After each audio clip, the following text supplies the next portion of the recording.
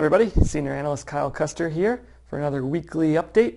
And I always find it interesting if I can pull out some new market data. And through SNL, we have access to Nielsen data. So we're going to talk about the household income and what we're looking at for the projections for 2017 through 2022, as well as population growth. And of course, that's going to be helpful for a financial institution in terms of knowing how your market's going to be, whether it's growing, in some cases even contracting in the near future. So let's get right into it. Here we have the household income for the United States across the board. It's expected to grow for the 5-year period at 7.27%. Now that's not per annum. That is actually the growth rate for that 5-year period. So when you're looking at it, this doesn't really bode well if the inflation's hitting the FOMC target of 2% per year. That's pans out to be the inflation growing faster than our incomes for our homes. So not a very promising sign. We're not getting wealthier, but at least there is some growth. On the lower end of the scale, we're looking at Maryland. And this data can get drilled down all the way into metropolitan statistical areas and counties as well, but we don't really have time to go into every county in the United States. Oklahoma is anticipated to grow at around 10%.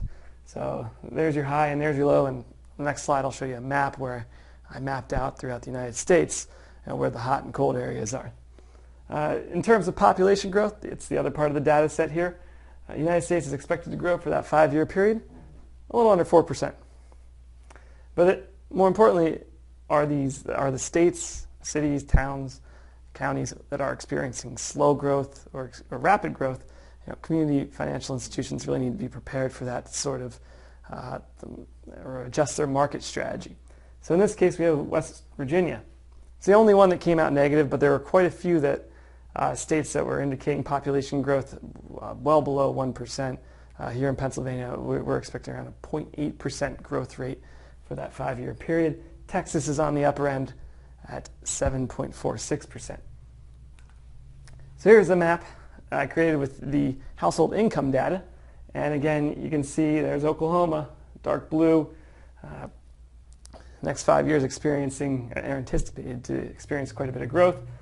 We got the Virginias, Maryland, West Virginia area. Not so much, not that rapid growth.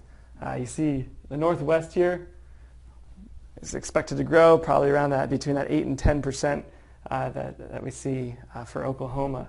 So very useful data. If you can get your hands on it, you can drill down and really get into the local communities and the expected growth rates.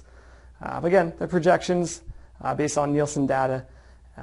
So useful for seeing where that potential growth or contraction might be in your market areas. Anyway, have a great Thanksgiving, and I'll see you next week. Thank you.